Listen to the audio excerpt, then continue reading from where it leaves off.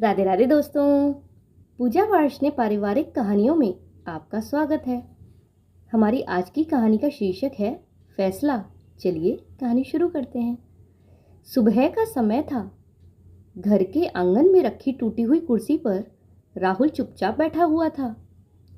उसके हाथ में चाय का कप था, लेकिन कप से उठती भाप को वह यूं देख रहा था जैसे उसमें अपनी पूरी जिंदगी का धुंधला भविष्य छिपा हो।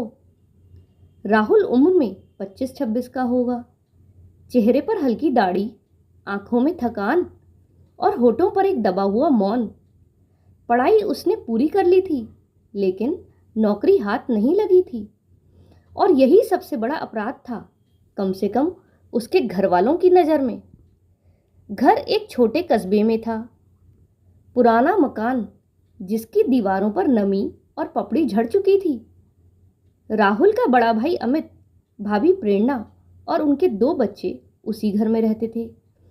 माता पिता का देहांत हो चुका था, इसीलिए अब इस घर में अमित ही सबसे बड़ा मान लिया जाता था।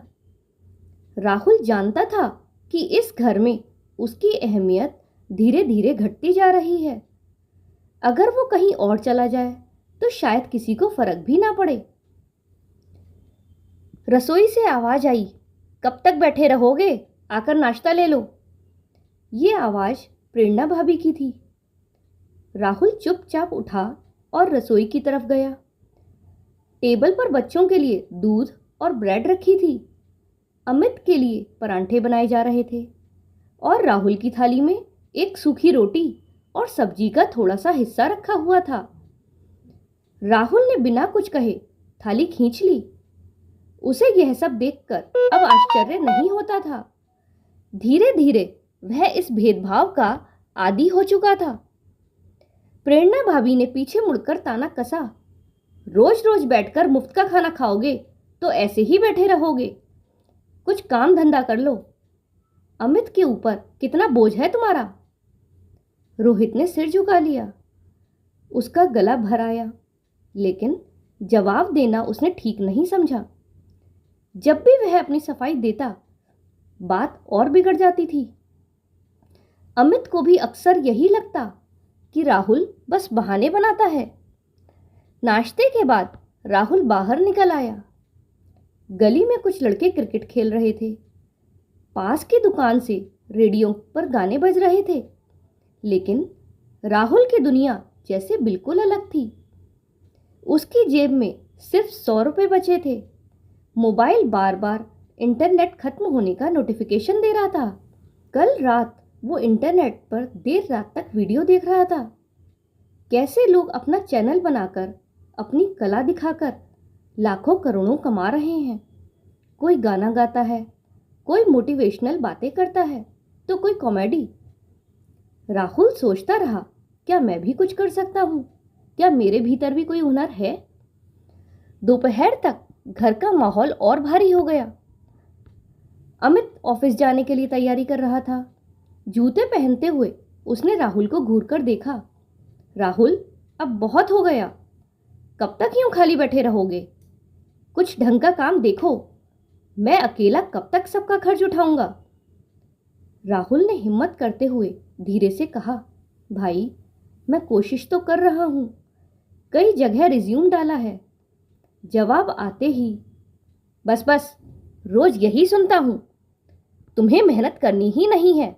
अमित ने झुंझलाकर बीच में ही बात को काट दिया। प्रेरणा वहीं खड़ी थी। उसने भी बात और तिरछी कर दी। जवाब आए भी तो कौन नौकरी देगा इन्हें? ना काम की लगन, ना कोई हुनर। बस दिन भर मोबाइल में लगे रहते हैं। सच कहूं तो मेरे बच्चों पर भी गलत असर पड़ रहा है। ये सब बातों का दिल टूट गया। वो बिना कुछ बोले आंगन से बाहर निकल गया। गली के नुक्कड़ पर उसका दोस्त सुमित मिला। सुमित उम्र में हम उम्र था, लेकिन सोच में हमेशा सकारात्मक रहता। उसने राहुल को देखकर कहा, अरे यार, ऐसे मुरझाए क्यों हो? क्या हुआ? राहुल ने मुस्कुराने की कोशिश की, मगर आंखें भर आईं। उसने धीरे धीरे सब बता दिया। भाभी के ताने, भाई की डांट और अपनी लाचारी। सुमित ने गंभीर होकर कहा, देख राहुल, तेरे पास डिग्री है पर नौकरी नहीं मिली तो क्या? दुनिया अब बदल रही है। इंटरनेट ही सबसे बड़ा प्लेटफॉर्म है। तूने कभी सोचा है तू क्या अच्छा कर सकता है? राहुल ने कमजोर आवाज में कहा, पता नहीं, शायद लिख सकता हूं, लोगों को कहानियां सुना सकता हूं। सुमित की आंखों में चमक आ गई। तो कर, चैनल बना, अपनी कहानियां रिकॉर्ड कर और अपलोड कर। मेहनत लगेगी पर धीरे धीरे लोग जुड़ेंगे। हर इंसान के पास कोई ना कोई खासियत होती है। राहुल थोड़ी देर चुप रहा। उसे ये ख्याल अच्छा भी लगा और डरावना भी। भाभी के ताने, भाई की बातें, पैसों की तंगी, सब उसके सामने घूम गए। शाम को राहुल घर लौटा तो देखा बच्चे पढ़ाई कर रहे थे, भाभी टीवी देख रही थी। उसने कमरे में जाकर मोबाइल उठाया और खामोश बैठा रहा।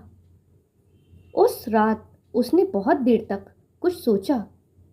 क्या मैं वाकई कुछ कर सकता हूं? अगर असफल रहा तो? लेकिन अगर सफल हो गया तो क्या मेरी जिंदगी बदल सकती है? वह खिड़की से बाहर आसमान में टिमटिमाते तारे देख रहा था। कहीं न कहीं उसके भीतर उम्मीद की एक हल्की किरण जाग रही थी। रात भर करवटें बदलने के बाद जब राहुल सुबह उठा तो उसका मन अजीब सा था। सिर भारी लग रहा था, लेकिन दिल में हल्की सी बेचैनी भी थी, मानो कोई नया फैसला उसका इंतजार कर रहा हो। रसोई से आवाज आ रही थी, बर्तन खटकने की, बच्चों के स्कूल के लिए तैयार होने की। राहुल ने पानी पीकर बाहर कदम रखा। भाभी ने उसे देखकर फिर वही तीखा वाक्य मारा, कब तक ऐसे ही निकम्मों की तरह जीते रहोगे? जरा बच्चों को देखो, कैसे सुबह से तैयार होकर मेहनत कर रहे हैं। अरे तुमसे तो ये छोटे छोटे बच्चे भी समझदार हैं। राहुल चुपचाप सुनता रहा। उसका मन हुआ कि बोल दे कि मैं निकम्मा नहीं हूं, मुझे बस एक मौका चाहिए। लेकिन शब्द गले तक आकर रुक गए। गली से गुजरते हुए वह सीधे सुमित के घर पहुंचा। दरवाजे पर दस्तक दी। सुमित ने दरवाजा खोला तो चेहरे पर मुस्कान थी। आजा भाई, तेरा ही इंतजार था। राहुल भीतर गया। सुमित का घर भले ही छोटा था, लेकिन माहौल बहुत गर्मजोशी से भरा था। उसकी माँ ने दोनों को चाय पकड़ा दी। सुमित ने तुरंत लैपटॉप खोल लिया। देख राहुल, मैंने कल ही सोच लिया था कि तू कहानियां लिख सकता है, लोगों की जिंदगियों के किस्से सुना सकता है। तो क्यों ना हम एक यूट्यूब चैनल बनाएं, नाम रखेंगे दिल से जुड़ी बातें। राहुल चौंका, लेकिन ये सब इतना आसान है क्या? मुझे वीडियो बनाना, एडिट करना कुछ भी नहीं आता। सुमित ने हंसकर कहा, सीख जाएगा, कोई पैदा होकर थोड़ी एडिटर बन जाता है। मैं हूं ना, तुझे साथ दूंगा। तू कंटेंट बना, मैं तकनीकी काम संभाल लूंगा। राहुल ने उसकी आंखों में देखा। वहां मजाक नहीं था, बल्कि भरोसा था। लंबे समय बाद किसी ने उस पर इतना विश्वास दिखाया था। उस दिन दोनों ने घंटों मिलकर प्लान बनाया। चैनल का नाम, प्रोफाइल पिक्चर, इंट्रो म्यूजिक, सब पर चर्चा हुई। राहुल ने झिझकते हुए पूछा, अगर लोग हंसेंगे तो? अगर किसी ने गालियां दी तो? तभी सुमित की बहन भी वहां आई और बोली कि लोगों का क्या है, लोग तो कुछ ना कुछ कहेंगे ही। आप बस अपने काम पर ध्यान दीजिए, भगवान सब अच्छा करेगा। सुमित ने उसके कंधे पर हाथ रखा। देख राहुल, ऋचा बिल्कुल ठीक कह रही है। लोग तो कुछ ना कुछ कहते ही रहेंगे। सोच, तेरी भाभी और भाई क्या क्या बोलते हैं, लेकिन जब तेरे काम को दुनिया देखेगी तब वही लोग ताली बजाएंगे। अरे डर से बाहर निकल, तभी तो जीत मिलेगी। राहुल के चेहरे पर हल्की मुस्कान आई।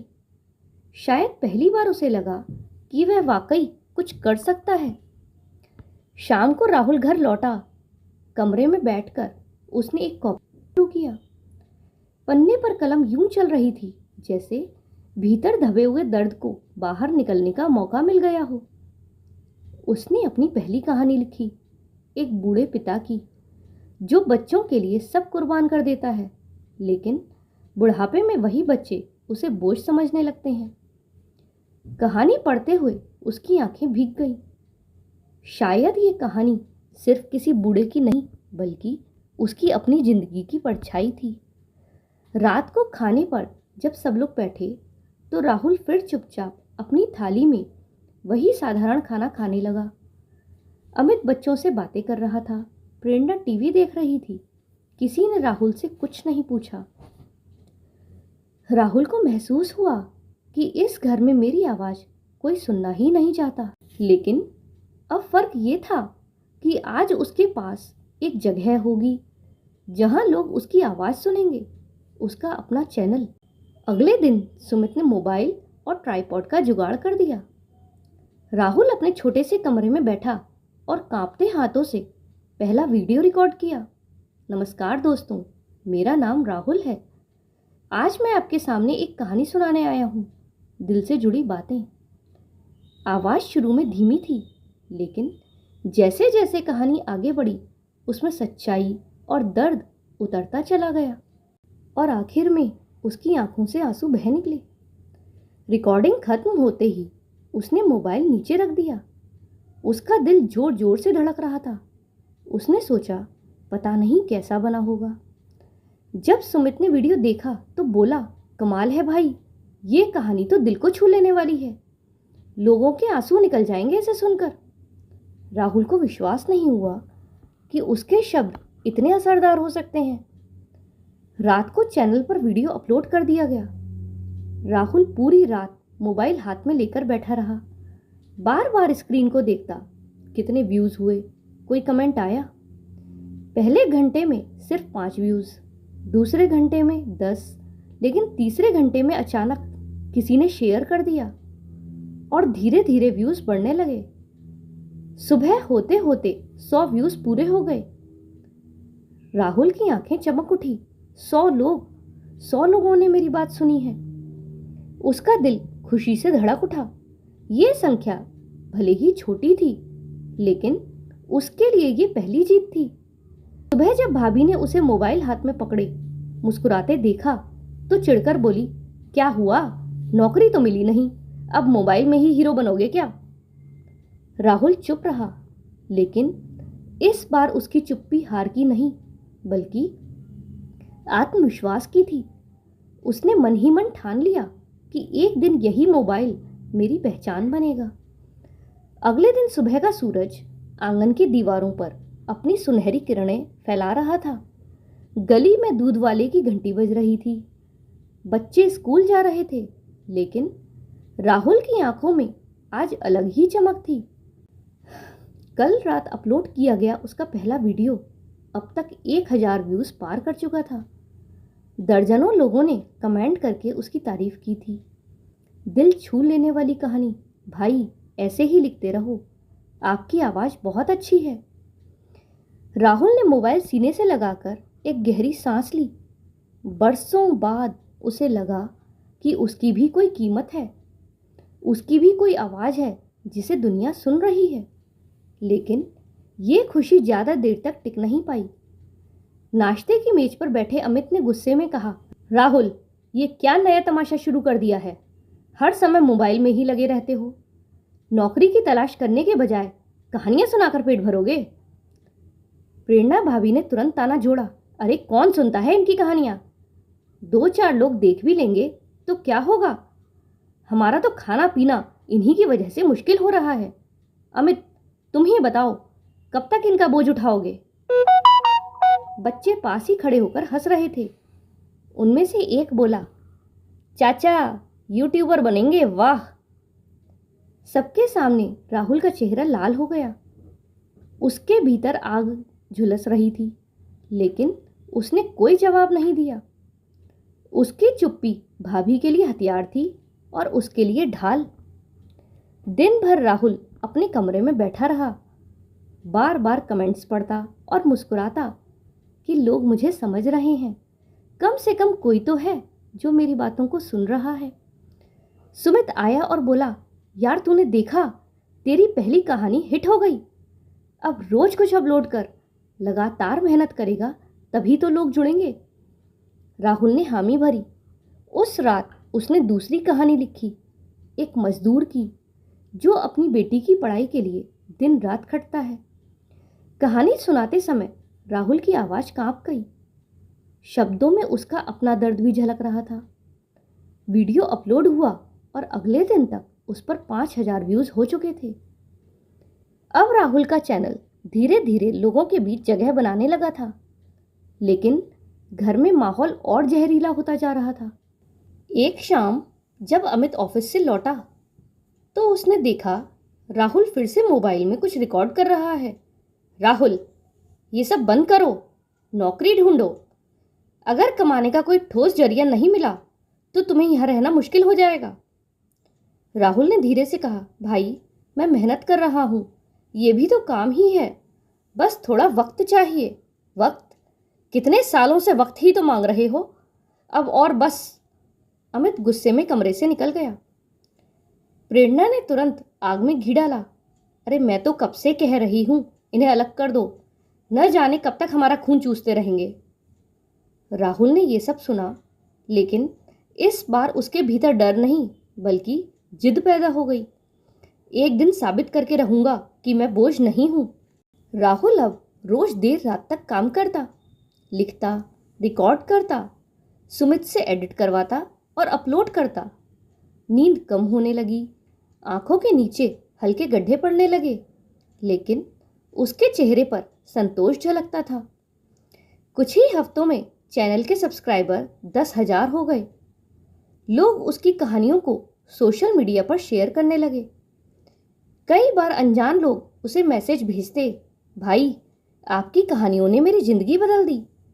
आज पापा से झगड़ा किया था, आपकी कहानी सुनी तो उनसे माफी मांग ली। राहुल के लिए ये शब्द सोने से भी ज्यादा कीमती थे, लेकिन परिवार को अब भी कोई फर्क नहीं पड़ता था। एक दिन जब YouTube से पहली बार 2,000 रुपए की कमाई हुई तो राहुल बहुत खुश था। उसने सोचा आज सबको मिठाई खिलाऊंगा। वो दुकान से जलेबी लेकर आया और बोला, भाई भाभी ये मिठाई लीजिए, मेरी पहली कमाई की मिठाई है। अमित ने थैली हाथ में लेकर देखा और ठंडी सांस भरी। 2,000 रुपए से क्या होगा राहुल, ये कोई काम है? बच्चे जैसी हरकतें छोड़ो।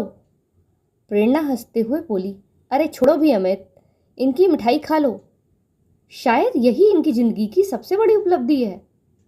और फिर ताना देते हुए बोली, अरे भैया अब तो आप कमाने लगे हो तो एक काम करो ना, अब आप अलग हो जाओ। फिर अपने पति से बोली, क्यों जी, मैं सही कह रही हूं ना? तब उसके भाई ने भी अपनी पत्नी की हाँ में हाँ मिलाई। ये बात सुनकर राहुल को बहुत बुरी तरह चुभन हुई। उसी समय राहुल घर से निकल गया। उसने अपने दोस्त की मदद से 500 रुपए में एक छोटा सा कमरा किराए पर लिया और वहीं रहने लगा। रात को अकेले अपने नए कमरे में बैठे राहुल ने आसमान की ओर देखा। हे भगवान, क्यों मेरे अपनों को मेरी मेहनत दिखाई नहीं देती? मैं जो भी कर रहा हूँ उनके लिए ही तो कर रहा हूँ। आंखों से आंसू बह निकले, लेकिन उसी क्षण मोबाइल पर नोटिफिकेशन आया, आपके चैनल ने 50,000 व्यूज पूरे कर लिए हैं। राहुल ने आंसू पोंछे। शायद यही मेरा असली परिवार है, वो लोग जो मुझे सुनते हैं, जो मुझे समझते हैं। धीरे धीरे हालात बदल रहे थे। राहुल को अब कंपनियों से ईमेल आने लगे, स्पॉन्सरशिप और प्रमोशन के लिए। सुमित ने कहा, देख भाई, अब तेरे पास मौका है, लगातार मेहनत कर, 1 साल में तू पूरी तरह खड़ा हो जाएगा। राहुल की आंखों में चमक थी, लेकिन भाभी की तिरस्कार भरी निगाहें अब और जहरीली हो गई थी। वह जब भी उसे मिलती ताना देने का कोई मौका नहीं छोड़ती। बरसात का मौसम था, खिड़की के शीशों पर बूंदें बज रही थीं और राहुल अपने कमरे में नई वीडियो की स्क्रिप्ट लिख रहा था। अब उसके चैनल पर 1 लाख से अधिक सब्सक्राइबर हो चुके थे। हर दिन हजारों लोग उसके वीडियो का इंतजार करते थे। एक समय था जब वह परिवार की आंखों में निकम्मा कहलाता था। आज वही राहुल अपने नाम से पहचाना जा रहा था। एक समय सुबह सुबह उसका मोबाइल बजा। स्क्रीन पर ईमेल नोटिफिकेशन आया। प्रिय राहुल, हम आपके चैनल से प्रभावित हैं। क्या आप हमारे ब्रांड का प्रमोशन कर सकते हैं? इसके लिए हम आपको 50,000 रुपये देंगे। ये देखकर राहुल की धड़कनें तेज हो गईं। 50,000! इतने पैसे तो भैया भी महीने भर की नौकरी में मुश्किल से ही कमा पाते हैं। उसने तुरंत सुमित को फ़ोन किया। सुमित देख, ये ईमेल आया है, ये सच है क्या? सुमित हंसते हुए बोला, भाई ये तेरा टैलेंट है, तूने तो कमाल कर दिया है। अब तुझे कोई रोक नहीं सकता। राहुल की आंखों से आंसू छलक पड़े। बरसों की घुटन, अपमान और संघर्ष जैसे पिघलने लगे। उस दिन शाम को ये खुशखबरी देने अपने भाई के घर आया तो अमित अखबार पढ़ रहा था। राहुल ने हिम्मत जुटाकर कहा, भैया आज मुझे यूट्यूब से 50,000 रुपये मिलने वाले हैं। अमित ने अखबार से झांक कर कहा, 50,000? सच में? राहुल ने हाँ में सिर हिलाया। प्रेरणा ने तुरंत टोन बदल लिया और मुस्कुराते हुए बोली, अरे वाह देवर जी, आप तो सच में कमाल कर रहे हैं। हमें तो लगा था कि ये सब बस टाइम पास है, लेकिन आप तो हमारी सोच से भी बहुत आगे निकल गए। राहुल चुपचाप खड़ा रहा। उसे याद आया, यही भाभी थी जिन्होंने कभी बदबू वाली दाल की ओर इशारा करते हुए कहा था कि निकम्मे लोगों को यही खाना खाना चाहिए। आज उनकी जुबान पर मिठास थी। उसकी सफलता देखकर उसकी भाभी बोली, भैया आप चाहो तो यहीं आकर रह सकते हो। लेकिन राहुल ने साफ मना कर दिया। लेकिन हाँ, अब रोज मिलने जरूर आता था। अब घर का माहौल धीरे धीरे बदलने लगा था। जहाँ पहले बच्चे चाचा का मजाक उड़ाते थे, अब गर्व से कहते, हमारे चाचा तो यूट्यूबर हैं। अमित भी कई बार अपने दोस्तों से कहते, राहुल का चैनल बहुत अच्छा चल रहा है, अब तो लोग उसे पहचानने लगे हैं। राहुल सब सुनता पर मुस्कुरा कर रह जाता। वह जानता था कि लोगों का रवैया तभी बदलता है जब इंसान सफल हो जाता है। कुछ ही महीनों में राहुल ने लाखों रुपए कमा लिए। उसने सबसे पहले भैया के लिए एक नया मोबाइल खरीदा और बच्चों के लिए किताबें और खिलौने। अमित भावुक होकर बोला, राहुल तूने तो मेरी जिम्मेदारी हल्की कर दी। मुझे तुझ पर गर्व है। लेकिन प्रेरणा के मन में तो कुछ और ही चल रहा था। अब जब देवर के पास इतना पैसा है तो क्यों ना मेरी छोटी बहन की शादी इनके साथ हो जाए, जिंदगी भर मजे करेंगे। वह हर समय राहुल की तारीफ करने लगी। कभी उसके लिए खास खाना बनाती तो कभी कहती, देवर जी आप तो परिवार का नाम रोशन कर रहे हैं। राहुल ये बदलाव देख रहा था।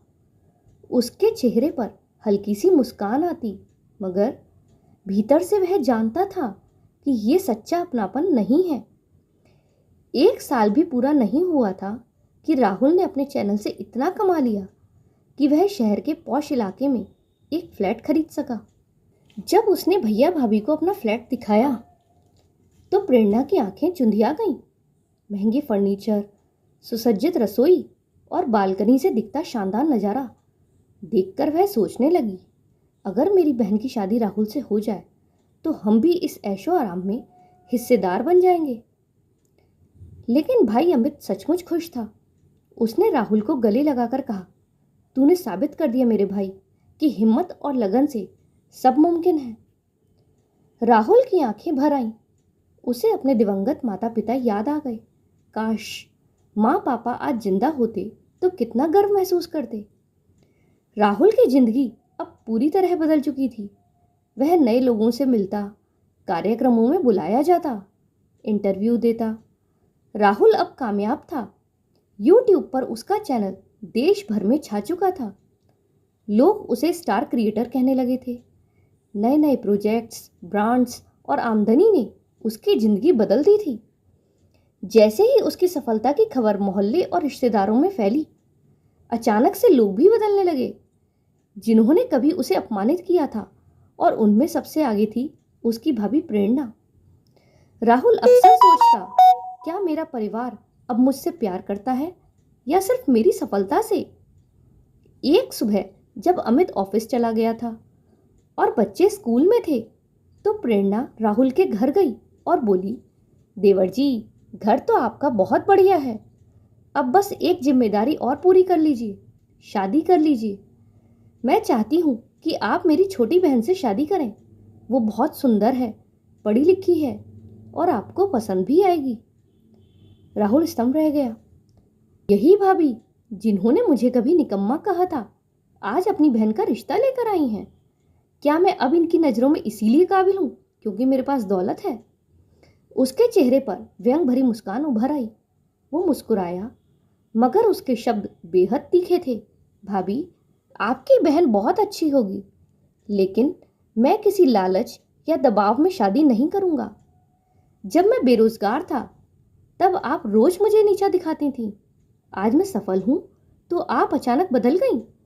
सच कहूँ तो ये आपके नाटक से ज़्यादा कुछ नहीं है। प्रेरणा सन्न रह गई। उसे राहुल से ऐसे जवाब की उम्मीद नहीं थी। राहुल ने आगे कहा, वैसे भी मैंने अपने लिए जीवन साथी चुन लिया है और वह कोई और नहीं बल्कि मेरे दोस्त सुमित की बहन है। वही लड़की जिसने मेरे बुरे दिनों में चुपचाप मेरा हौसला बढ़ाया। जब सबने मेरा मजाक उड़ाया तब सुमित के साथ साथ वह भी मेरा सहारा बनी। प्रेरणा का चेहरा सफेद पड़ गया। उसकी योजना पूरी तरह नाकाम हो चुकी थी। अब कुछ महीनों बाद राहुल और सुमित की बहन की शादी धूमधाम से हुई। बारात में हर कोई राहुल की तारीफ कर रहा था। दूल्हा सुनहरी शेरवानी में बेहद आकर्षक लग रहा था और दुल्हन लाजवाब लग रही थी। मंडप में 7 फेरे पूरे करते हुए समय राहुल की आंखों में संतोष था। उसे एहसास हुआ कि असली खुशी वही है जो सच्चे रिश्तों से मिलती है, न कि झूठे लालच से। शादी के बाद सबके सामने राहुल ने कहा, मेरे लिए सबसे बड़ी सीख यही है कि जब इंसान नाकाम होता है तब उसका मजाक उड़ाने वाले बहुत मिलते हैं, लेकिन असली रिश्ते वही होते हैं जो उस बुरे वक्त में भी आपके साथ खड़े रहते हैं। सफलता मिल जाने के बाद अचानक मीठे हो जाने वाले लोग असलियत में अपने नहीं होते। उसकी बात सुनकर सारे मेहमान ताली बजाने लगे। राहुल ने अपनी पत्नी का हाथ थामा और मन ही मन सोचा, अब मेरी जिंदगी की नई शुरुआत है और इस बात साथ है सच्चे प्यार का, ना कि झूठे दिखावे का। तो दोस्तों, आपको ये कहानी कैसी लगी कमेंट में ज़रूर बताइएगा। क्या राहुल को अपनी भाभी की बात माननी चाहिए थी या उसने उन्हें ये जो जवाब दिया वो सही था? कमेंट में बताइएगा। और अगर आपको कहानी पसंद आई हो तो वीडियो को लाइक करें और चैनल पर नए हो तो चैनल को सब्सक्राइब करें। हमारे साथ अंत तक बने रहने के लिए धन्यवाद। जय श्री राधे।